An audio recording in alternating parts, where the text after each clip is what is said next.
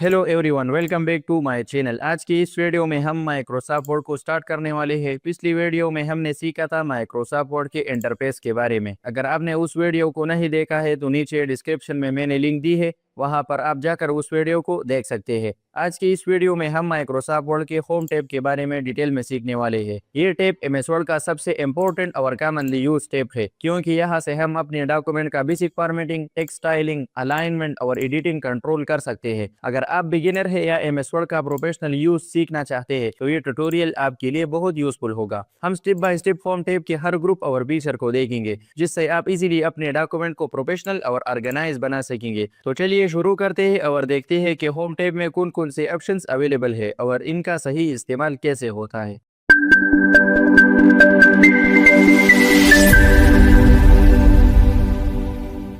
दोस्तों, सबसे पहले हम माइक्रोसॉफ्ट वर्ड की एक बहुत ही यूजफुल फीचर के बारे में डिटेल से बात करेंगे, जिसे हम रैंडम टेक्स्ट फार्मूलाज कहते हैं। इस फार्मूलाज के हेल्प से हम एमएस वर्ड में रैंडम टेक्स्ट जनरेट कर सकते हैं। दोस्तों, हमारे पास टू फार्मूलाज है जिससे हम टेक्स्ट जनरेट कर सकते हैं। पहला फार्मूला है रैंड और दूसरा है लोरेम। ये फंक्शन या फार्मूलाज खासतौर पर तब यूज होते हैं जब आप प्रैक्टिस के लिए कोई रैंडम टेक्स्ट जनरेट करना चाहते हैं, क्योंकि एमएस वर्ड में सारा काम टेक्स्ट से रिलेटेड होता है। फॉर एग्जांपल, मैं एमएस वर्ड में रैंड फार्मूला टाइप करना चाहता हूँ, तो मैंने सिंपल टाइप किया is equal to RAND rand, फिर राउंड ब्रैकेट ओपन और फिर क्लोज किया। याद रखें, राउंड ब्रैकेट कीबोर्ड में यहाँ पर होते हैं, आपको स्क्रीन पर नजर आएगा। आपने शिफ्ट बटन के साथ 9 और फिर 0 प्रेस करना है। जब आप ये फार्मूला टाइप करके एंटर बटन प्रेस करते हैं तो एमएस वर्ड ऑटोमेटिकली इंग्लिश में सैंपल पैराग्राफ्स जनरेट कर देता है, जो नॉर्मल सेंटेंसेस पर मुश्तमिल होते हैं। इसके बाद सीक्रेट फार्मूला भी समझते हैं। मैंने इन तमाम टेक्स्ट को सेलेक्ट किया। आपने सेलेक्ट कैसे करना है, तो सेलेक्ट करने के बहुत सारे मेथड्स है, लेकिन सबसे सिंपल और इजी मेथड है माउस से सेलेक्ट करना। फॉर एग्जांपल, अगर मैं इस पैराग्राफ को सेलेक्ट करना चाहता हूँ तो मैं सबसे पहले यहाँ पर क्लिक करूंगा। याद रखें, आपने माउस से लेफ्ट क्लिक करना है, इसको हम लेफ्ट क्लिक कहते हैं। जब आप यहाँ पर क्लिक करोगे तो यहाँ पर ब्लिंकिंग लाइन आ जाएगा। इस लाइन को हम ब्लिंकिंग लाइन कहते हैं। जब आपने यहाँ पर क्लिक किया तो फिर आपने माउस की लेफ्ट क्लिक को प्रेस करना है, छोड़ना नहीं है, और फिर आप माउस को राइट साइड या डाउनवर्ड मूव करते हैं तो पैराग्राफ सेलेक्ट हो जाता है। इसके अलावा अगर आप शॉर्टकट से कोई भी टेक्स्ट सेलेक्ट करना चाहते हैं तो सबसे पहले वहां पर क्लिक करें और शिफ्ट बटन के साथ नेविगेशन की का इस्तेमाल करें। क्या आपको पता है कि नेविगेशन की कीबोर्ड में कहां पर होते हैं? इसको नेविगेशन की या एरो की भी कहा जाता है। जब आप शिफ्ट बटन के साथ इन की को यूज करते हो तो एमएस वर्ड में टेक्स्ट ऑटोमेटिकली सेलेक्ट हो जाता है। और अगर आप तमाम टेक्स्ट सेलेक्ट करना चाहते हैं तो आपने सिंपल कीबोर्ड से प्रेस करना है Ctrl+A,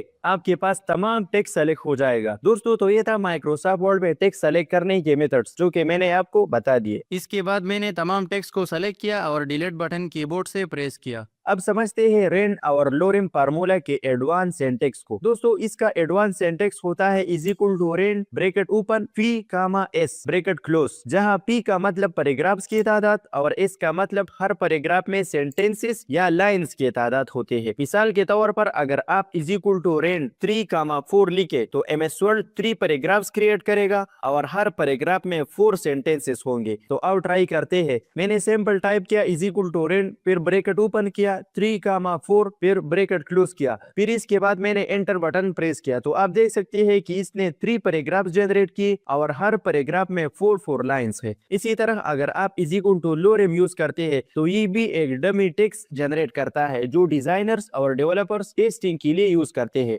तो अब इस पर भी ट्राई करते हैं। मैंने सिंपल टाइप किया इज इक्वल टू LOREM लोरेम, फिर ब्रैकेट ओपन किया और फिर क्लोज किया, फिर इसके बाद मैंने एंटर बटन प्रेस किया। तो आप देख सकते हैं कि इसने भी हमें रैंडम टेक्स्ट दिया। तो दोस्तों, इस तरह आप टेक्स्ट जनरेट कर सकते हैं। मैंने सिंपल इसको सेलेक्ट किया और डिलीट किया। इसका सिंटैक्स भी सेम होता है, is equal to lorem P comma S. एक और फंक्शन है is equal to rand dot old bracket open bracket close, जो पुराना स्टाइल का सिंपल टेक्स्ट जनरेट करता है। तो अब इस पर भी ट्राई करते हैं। मैंने सिंपल टाइप किया is equal to rand dot old, फिर ब्रैकेट ओपन और फिर क्लोज किया। तो आप देख सकते हैं कि इसने वो पुराने स्टाइल वाले टेक्स्ट जनरेट किया। ये तमाम फार्मूलास तब काम करते हैं जब आप इन्हें लिखकर एंटर बटन प्रेस करते हैं, और इनका यूज ज्यादातर फोन टेस्टिंग, स्पेसिंग चेक और डॉक्यूमेंट फॉर्मेटिंग प्रैक्टिस के लिए होता है, इसलिए ये फीचर हर बिगिनर और प्रोफेशनल के लिए बहुत हेल्पफुल है। दोस्तों तो हमने सीखा कि हम माइक्रोसॉफ्ट वर्ड में रैंडम टेक्स्ट किस तरह जनरेट कर सकते हैं। हमने 3 फार्मूलाज की हेल्प से रैंडम टेक्स्ट जनरेट किया और सिलेक्शन के बारे में भी आपको बता दिया। अब इसके बाद समझते हैं होम टैब के ग्रुप्स के बारे में। दोस्तों माइक्रोसॉफ्ट वर्ड के होम टैब में नॉर्मली 5 ग्रुप्स होते हैं। मेरे पास MS Office 2024 है, तो इसलिए मेरे पास होम टैब में 5 ग्रुप्स के बजाय 6 ग्रुप्स है। और अगर आपके पास 2019 या 16 या पुराना वर्जन हो तो उसमें 5 ग्रुप्स होते हैं। दोस्तों तो सबसे पहला ग्रुप आता है क्लिपबोर्ड। सबसे पहले समझते हैं कि क्लिपबोर्ड होता क्या है।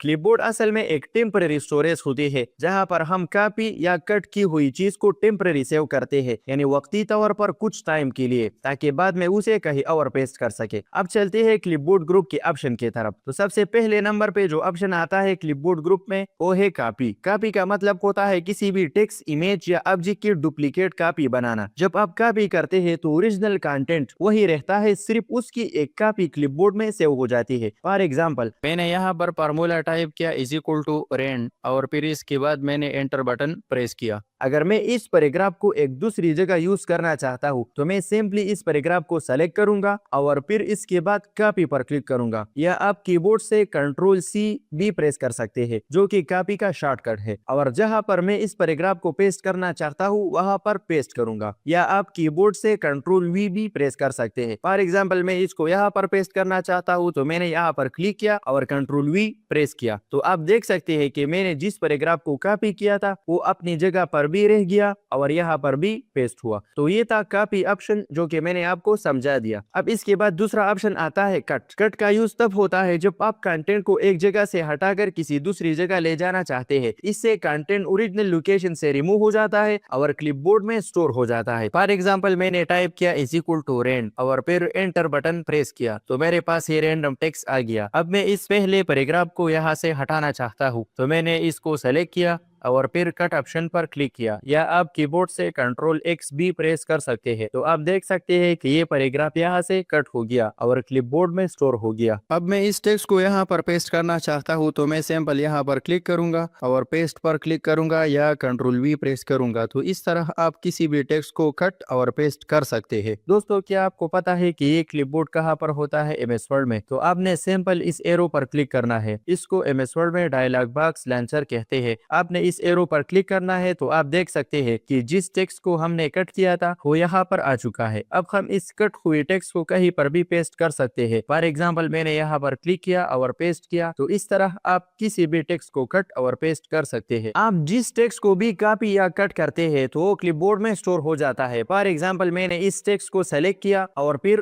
कॉपी पर क्लिक किया, इसको भी सेलेक्ट किया और कॉपी किया और इसको भी सेलेक्ट किया और कॉपी किया। तो दोस्तों आप देख सकते हैं कि मैंने जो भी टेक्स्ट को कॉपी किया था वो यहाँ पर क्लिपबोर्ड में स्टोर हो चुका है। इसके बाद आप इन तमाम टेक्स्ट को कहीं पर भी पेस्ट कर सकते हैं। कैसे करोगे? तो सिंपल वहां पर क्लिक करना है जहां पर आप इसको पेस्ट करना चाहते हैं। फॉर एग्जाम्पल मैं इसको यहाँ पर पेस्ट करना चाहता हूँ तो मैं यहाँ पर क्लिक करूंगा और फिर जिस टेक्स्ट को भी मैं पेस्ट करना चाहता हूँ उस पर क्लिक करूंगा, तो आप देख सकते हैं कि ये पेस्ट हो गया। और अगर आप क्लिपबोर्ड को क्लियर करना चाहते हैं तो सिंपल इस बटन पर क्लिक करके क्लिपबोर्ड को क्लियर कर सकते हैं। दोस्तों तो ये था कट, कॉपी और क्लिपबोर्ड जो कि मैंने आपको बता दिया। इसके बाद नेक्स्ट ऑप्शन आता है फॉर्मेट पेंटर। ये एक बहुत पावरफुल टूल है। फॉर्मेट पेंटर का यूज किसी एक टेक्स्ट की फॉर्मेटिंग जैसे फोंट, साइज, कलर, स्टाइल को कॉपी करके दूसरी टेक्स्ट पर अप्लाई करने के लिए होता है। दोस्तों फॉर्मेट पेंटर को यूज करने से पहले हम होम टैब की एक बहुत इंपॉर्टेंट सेक्शन यानी फोंट ग्रुप को डिटेल में समझेंगे। फोंट ग्रुप का यूज हम अपने टेक्स्ट को ब्यूटीफुल, रीडेबल और प्रोफेशनल बनाने के लिए करते हैं। तो चलिए step by step her option को समझते हैं।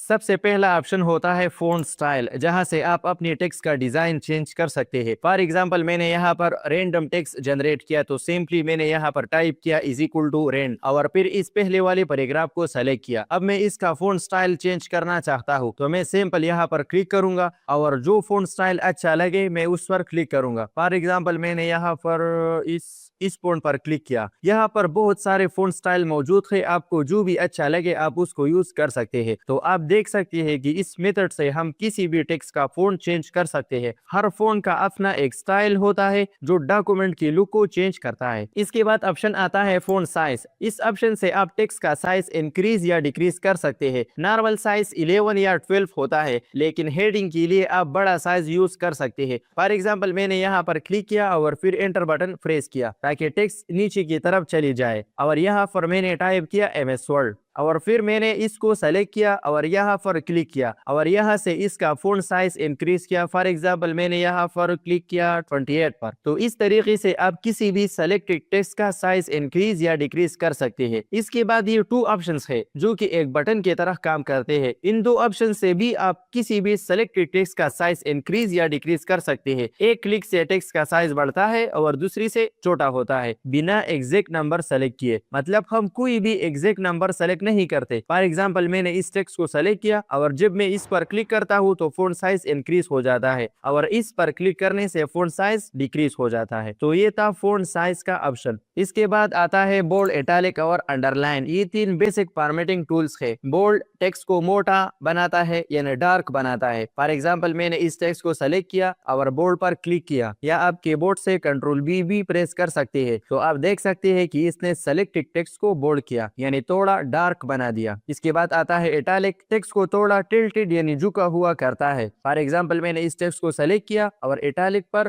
क्लिक किया, या आप कीबोर्ड से कंट्रोल आई भी प्रेस कर सकते हैं। तो आप देख सकते हैं कि इसने सेलेक्टेड टेक्स्ट को इटैलिक किया यानी थोड़ा झुका हुआ बना दिया। नेक्स्ट ऑप्शन है अंडरलाइन, टेक्स्ट की नीचे लाइन लगा देता है। फॉर एग्जांपल मैंने इस टेक्स्ट को सेलेक्ट किया और अंडरलाइन पर क्लिक किया, या आप कीबोर्ड से कंट्रोल यू भी प्रेस कर सकते हैं। तो आप देख सकते हैं कि इसने सेलेक्टेड टेक्स्ट को अंडरलाइन किया यानी नीचे एक लाइन लगा दिया। एक बात याद रखो, आप अंडरलाइन का स्टाइल और कलर भी चेंज कर सकते हैं। फॉर एग्जांपल मैंने इस पहले पैराग्राफ को सेलेक्ट किया और यहाँ पर इस छोटी से ऑप्शंस पर क्लिक किया, तो आप देख सकते हैं कि यहाँ पर एक ड्रॉप डाउन लिस्ट ओपन हो गया।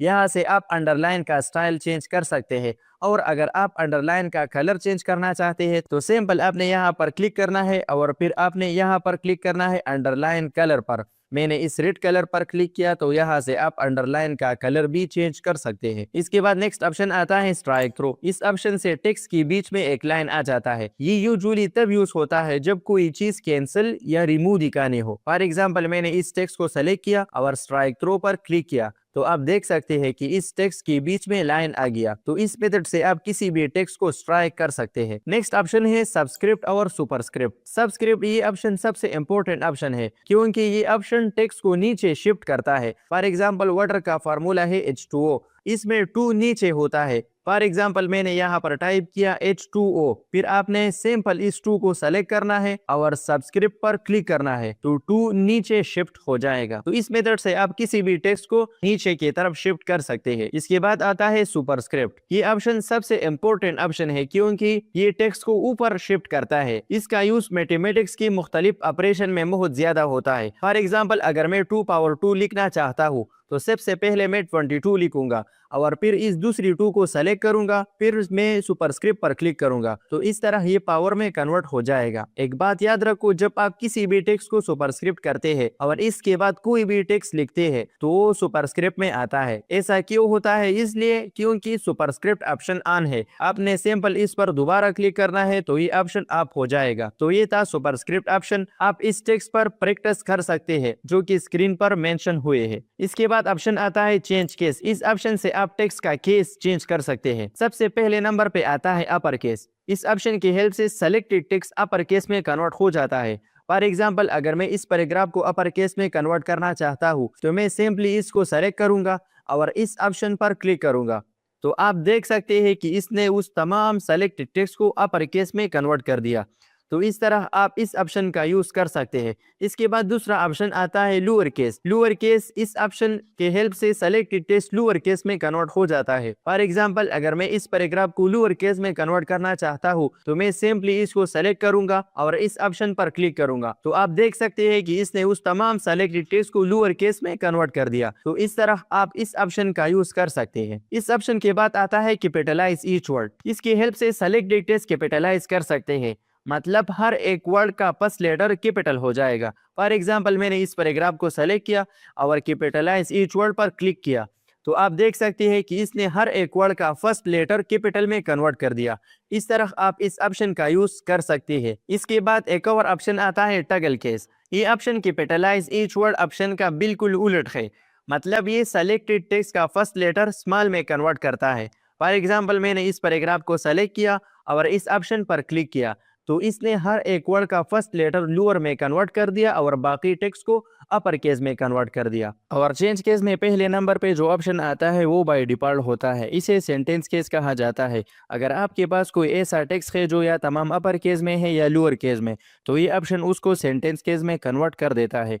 फॉर एग्जाम्पल यहाँ पर मैंने रेंट फार्मूला टाइप किया इज इक्वल टू रेंट और एंटर बटन प्रेस किया। अब मैंने इस पहले पैराग्राफ को अपर केस में या लोअर केस में कन्वर्ट किया। लेट सपोज मैंने यहाँ से इसको अपर केस में कन्वर्ट किया। अब मैं चाहता हूँ कि मैं हर एक सेंटेंस का फर्स्ट लेटर कैपिटल में कन्वर्ट कर दूं, तो मैं सिंपली इस पैराग्राफ को सेलेक्ट करूंगा और यहाँ पर क्लिक करूंगा, फिर सेंटेंस केस पर क्लिक करूंगा, तो हर एक सेंटेंस का फर्स्ट लेटर कैपिटल हो जाएगा। तो दोस्तों ये तमाम ऑप्शन फॉर्मेटिंग को फास्ट और कंसिस्टेंट बनाता है। इसके बाद नेक्स्ट ऑप्शन आता है क्लियर फॉर्मेटिंग। अगर आपने टेक्स्ट पर बहुत ज्यादा फॉर्मेटिंग अप्लाई कर दी हो तो इस ऑप्शन से सब फॉर्मेटिंग रिमूव करके टेक्स्ट को नॉर्मल बना सकते हैं। फॉर एग्जांपल मैंने इस पैराग्राफ पर बहुत फॉर्मेटिंग अप्लाई की हुई है।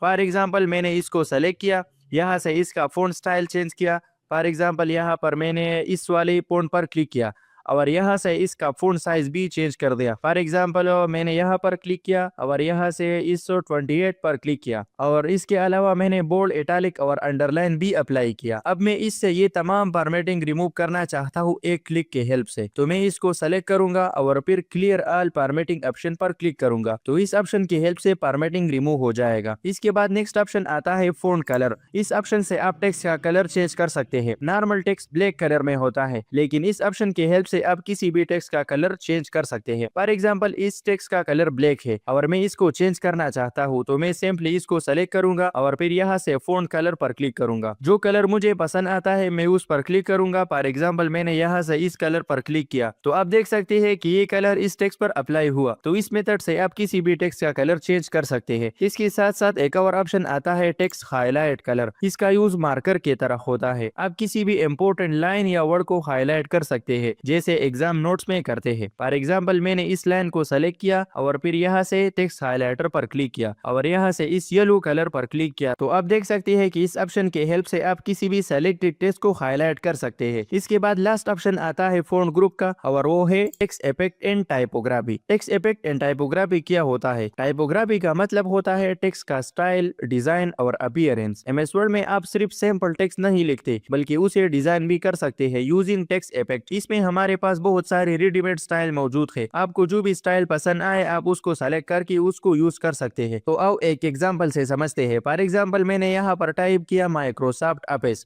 फिर मैंने इसको सेलेक्ट किया और इसके बाद टेक्स्ट इफेक्ट एंड टाइपोग्राफी में जाकर एक स्टाइल को सेलेक्ट किया। फॉर एग्जांपल मैंने ये वाला स्टाइल सेलेक्ट किया, तो आप देख सकते हैं कि ये स्टाइल हमारे टेक्स्ट पर अप्लाई हो गया। अगर इस स्टाइल में कोई चेंजेस चाहते हैं, फॉर एग्जांपल आप इसका आउटलाइन चेंज करना चाहते हैं या शेडो अप्लाई करना चाहते हैं, इसके अलावा ग्लो इफेक्ट या रिफ्लेक्शन इफेक्ट अप्लाई करना चाहते हैं, तो वो भी आप कर सकते हैं। तो आओ एक एक ऑप्शन पर ट्राई करते हैं और समझते हैं। तो सबसे पहला ऑप्शन आता है आउटलाइन। आउटलाइन इफेक्ट टेक्स्ट के इर्द गिर्द एक बॉर्डर क्रिएट करता है। ये टेक्स्ट को क्लियर और स्टैंड आउट बनाता है, स्पेशली जब बैकग्राउंड कलरफुल हो। मैंने सिंपल इस टेक्स्ट को सेलेक्ट किया और फिर टेक्स्ट इफेक्ट एंड टाइपोग्राफी पर क्लिक किया। इसके बाद मैंने यहाँ पर आउटलाइन पर क्लिक किया, तो आपको जो भी कलर पसंद आए आप उस पर क्लिक कर सकते हैं। फॉर एग्जाम्पल मैंने इस कलर पर क्लिक किया। अगर आप इस आउटलाइन का साइज बड़ा करना चाहते हैं तो आपने यहाँ पर आना है और फिर वेट पर क्लिक करना है, तो इस ऑप्शन से आप आउटलाइन का वेट चेंज कर सकते हैं। दोस्तों तो ये था आउटलाइन का ऑप्शन। इसके बाद नेक्स्ट ऑप्शन आता है shadow effect. Shadow effect text के पीछे एक हल्की सी शेडो क्रिएट करता है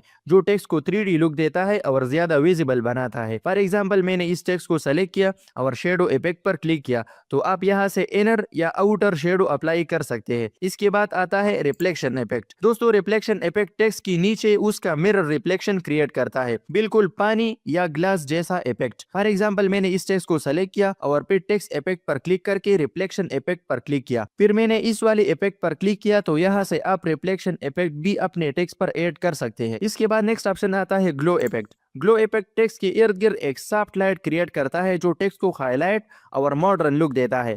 फॉर एग्जाम्पल मैंने इस टेक्स्ट को सेलेक्ट किया और फिर टेक्स्ट इफेक्ट पर क्लिक करके ग्लो इफेक्ट पर क्लिक किया तो यहाँ से आपको जो भी ग्लो अच्छा लगे आप उस पर क्लिक करके अप्लाई कर सकते हैं। मैंने ये वाला ग्लो इफेक्ट अप्लाई किया। दोस्तों तो ये था फोन ग्रुप का मेन पर्पस, टेक्स्ट को स्टाइलिश, क्लियर और प्रोफेशनल बनाना। अगर आप इस ग्रुप को अच्छी तरह समझ लेते हैं तो आप अपने डॉक्यूमेंट को एक नेक्स्ट लेवल पर ले जा सकते हैं। दोस्तों इसके बाद हम एक और इम्पोर्टेंट सेक्शन यानी पैराग्राफ ग्रुप को डिटेल में समझेंगे। पैराग्राफ ग्रुप का यूज हम अपने टेक्स्ट को प्रॉपर स्ट्रक्चर, अलाइनमेंट और स्पेसिंग देने के लिए करते हैं ताकि डॉक्यूमेंट क्लीन और प्रोफेशनल लगे। तो चलिए स्टेप बाय स्टेप इसको समझते हैं।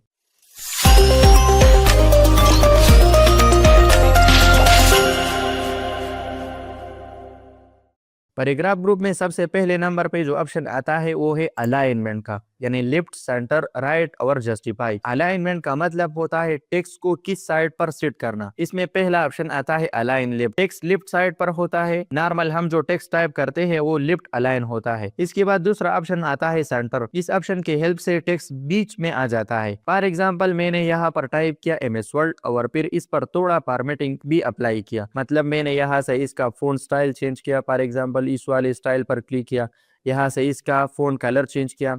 लेट्स सपोज मैंने इस रेड कलर पर क्लिक किया और साइज भी चेंज कर दिया। फॉर एग्जांपल मैंने यहाँ पर क्लिक किया और यहाँ से इसका फोन साइज भी इंक्रीज किया। अब मैं चाहता हूँ कि इस टेक्स्ट को सेंटर अलाइन करूँ तो मैं सिंपली इसको सेलेक्ट करूंगा और अलाइन सेंटर पर क्लिक करूंगा तो आप देख सकते हैं कि हमारा टेक्स्ट पेज के सेंटर में आ चुका है। ये ऑप्शन ज्यादातर हेडिंग के लिए यूज होता है। इसके बाद नेक्स्ट ऑप्शन आता है align right. Text right side पर शिफ्ट हो जाता है। फॉर एग्जांपल मैं इस टेक्स्ट को राइट करना चाहता हूँ तो मैं सिंपली अलाइन राइट पर क्लिक करूंगा तो मेरा टेक्स्ट राइट अलाइन हो जाएगा। तो इस ऑप्शन के हेल्प से टेक्स्ट लेफ्ट अलाइन और इससे सेंटर अलाइन और इससे राइट अलाइन आप कर सकते हैं। इसके बाद एक और ऑप्शन आता है जस्टिफाई। दोस्तों इस ऑप्शन के हेल्प से टेक्स्ट दोनों साइड से इक्वल हो जाता है, बुक जैसा लुक देता है। अब इसके बाद मैंने यहाँ पर रेंट फार्मूला टाइप किया। आप देख सकते हैं कि टेक्स्ट लेफ्ट साइड में इक्वल है लेकिन राइट साइड में इक्वल नहीं है। अगर इस तमाम टेक्स्ट को राइट साइड भी इक्वल करना चाहते हैं तो आप सिंपली इसको सेलेक्ट करें। फॉर एग्जाम्पल मैंने Ctrl+A प्रेस किया, इसके बाद मैंने जस्टिफाई ऑप्शन पर क्लिक किया, या आप कीबोर्ड से Ctrl+J भी प्रेस कर सकते हैं। तो आप देख सकते हैं कि इसने टेक्स्ट को लेफ्ट और राइट दोनों साइड इक्वल किया। दोस्तों तो ये था जस्टिफाई ऑप्शन। इसके बाद आता है बुलेट्स। बुलेट का यूज लिस्ट बनाने के लिए होता है, जैसे आइटम 1, आइटम 2, आइटम 3, इस तरफ आप बुलेट यूज कर सकते हैं। ये इंफॉर्मेशन को सिंपल और इजी बनाता है तो वह इसको भी समझते हैं। फॉर एग्जाम्पल मैंने यहाँ पर टाइप किया माइक्रोसॉफ्ट ऑफिस और इसके बाद मैंने एंटर बटन प्रेस किया तो आप देख सकते हैं कि ब्लिंकिंग लाइन नीचे आ गया और इसके बाद मैंने बुलेट पर क्लिक किया तो दोस्तों आप देख सकते हैं कि यहाँ पर हमारे पास बुलेट लाइब्रेरी में बहुत सारे बुलेट स्टाइल मौजूद है। तो आपको जो भी स्टाइल अच्छा लगे आप उस पर क्लिक कर सकते हैं। फॉर एग्जाम्पल मैंने इस टिक साइन पर क्लिक किया तो आप देख सकते हैं कि टिक साइन बुलेट हमारे पास आ चुका है। अब इसके बाद आप जो भी टेक्स्ट टाइप करते हैं उसके साथ बुलेट आ जाएगा। फॉर एग्जाम्पल मैंने टाइप किया वर्ड, फिर एंटर प्रेस किया, इसके बाद टाइप किया एक्सेल, फिर एंटर प्रेस किया और इसके बाद टाइप किया पावर पॉइंट। तो दोस्तों इस तरीके से आप बुलेट ऐड कर सकते हैं। अगर आप बुलेट को चेंज करना चाहते हैं तो सिंपल इसको सेलेक्ट करें और बुलेट लाइब्रेरी में जाकर कोई और स्टाइल पर क्लिक करें। तो इस मेथड से आप बुलेट स्टाइल चेंज कर सकते हैं। इसके बाद नेक्स्ट ऑप्शन आता है नंबरिंग। अगर आप स्ट्रिप्स या सीक्वेंस बनाना चाहते हैं तो नंबरिंग यूज होता है। फॉर एग्जाम्पल मैंने यहाँ पर कुछ कंट्रीज के नाम टाइप की। फॉर एग्जाम्पल मैंने पहले इस तमाम टेक्स्ट को सेलेक्ट किया और डिलीट की कीबोर्ड से प्रेस किया। इसके बाद मैंने टाइप किया पाकिस्तान, एंटर बटन प्रेस किया और इसके बाद टाइप किया इंडिया, एंटर बटन प्रेस किया। इसके बाद मैंने टाइप किया अफगानिस्तान, इसके बाद टाइप किया ईरान और इसके बाद टाइप किया ताजिकिस्तान और चाइना और इसके बाद मैंने टाइप किया रशिया। फिर इसके बाद मैंने इन तमाम कंट्रीज को सेलेक्ट किया और फिर यहाँ पर क्लिक किया और यहाँ से ये वाली नंबरिंग स्टाइल अप्लाई किया। तो दोस्तों ये था नंबरिंग ऑप्शन जो कि बहुत ज्यादा यूजफुल होता है। इस ऑप्शन को स्कूल के पेपर्स में भी क्वेश्चन के लिए यूज कर सकते हैं। इसके बाद नेक्स्ट ऑप्शन आता है multi level list. Multi level list क्या होता है? मल्टी लेवल लिस्ट का मतलब है ऐसा लिस्ट जिसमें एक से ज़्यादा लेवल होते हैं। अगर हम सिंपल अल्फाज से समझे तो एक मेन फंड होता है, उसके अंदर सब फंड होते हैं और उनके अंदर भी फर्दर फंड हो सकते हैं। तो आओ एक एग्जांपल से समझते हैं। फॉर एग्जांपल मैंने यहाँ पर क्लिक किया और इसके बाद मल्टी लेवल लिस्ट पर क्लिक किया और उसके अंदर लिस्ट लाइब्रेरी में से इस वाले स्टाइल पर क्लिक किया और टाइप किया कंप्यूटर, फिर एंटर की प्रेस किया और टाइप किया हार्डवेयर। अब मैंने दोबारा एंटर प्रेस किया और टाइप किया keyboard, enter mouse, enter CPU. अब इसके बाद मैंने एंटर बटन प्रेस किया और टाइप किया सॉफ्टवेयर, फिर एंटर बटन प्रेस किया और टाइप किया MS Word, enter MS Excel. दोस्तों आप देख सकते हैं कि इन तमाम टॉपिक का लेवल फर्स्ट है। अब मैं हार्डवेयर और सॉफ्टवेयर को लेवल 2 देना चाहता हूँ, तो मैं यहाँ पर क्लिक करूंगा और टैब बटन कीबोर्ड से प्रेस करूंगा। तो आप देख सकते हैं कि इस तरह हम एक लेवल को दूसरे लेवल में कन्वर्ट कर सकते हैं। इसके बाद हम कीबोर्ड, माउस, सीपीयू और वर्ड और एक्सेल को लेवल 3 में कन्वर्ट करेंगे। तो सिंपल इसको भी सेलेक्ट करेंगे और टैब बटन प्रेस करेंगे कीबोर्ड से। इसको भी सेलेक्ट करूंगा और टैब बटन प्रेस करूंगा। तो दोस्तों इस तरह आप मल्टी लेवल लिस्ट बना सकते हैं। दोस्तों इसके बाद नेक्स्ट ऑप्शन आता है लाइन एंड पैराग्राफ स्पेसिंग। इस ऑप्शन के हेल्प से आप लाइन के दरमियान डिस्टेंस सेट कर सकते हैं। ये रीडेबिलिटी को इम्प्रूव करता है, स्पेशली लॉन्ग डॉक्यूमेंट में। फॉर एग्जांपल मैंने यहाँ पर फार्मूला टाइप किया इज इक्वल टू रेंड, फिर एंटर बटन प्रेस किया और कंट्रोल ए से सेलेक्ट ऑल किया और फिर लाइन एंड पैराग्राफ स्पेसिंग पर क्लिक किया और यहाँ से आप जो भी नंबर अप्लाई करना चाहते हो आप उस पर क्लिक कर सकते हैं। फॉर एग्जांपल मैंने यहाँ से 2.0 पर क्लिक किया तो डबल पैराग्राफ स्पेसिंग अप्लाई हो गया। तो दोस्तों ये था एमएस वर्ड के होम टैब का पार्ट 1। इसके बाद नेक्स्ट वीडियो में हम बाकी ऑप्शंस को डिटेल में समझेंगे। अगर कोई क्वेश्चन हो तो नीचे कमेंट बॉक्स में पूछ सकते हैं। अगर वीडियो पसंद आए तो लाइक करें, अपने दोस्तों के साथ शेयर करें और चैनल को सब्सक्राइब नहीं किया है तो सब्सक्राइब करें ताकि आने वाली ट्यूटोरियल्स आपसे मिस न हो जाए। Thank you so much for watching this video.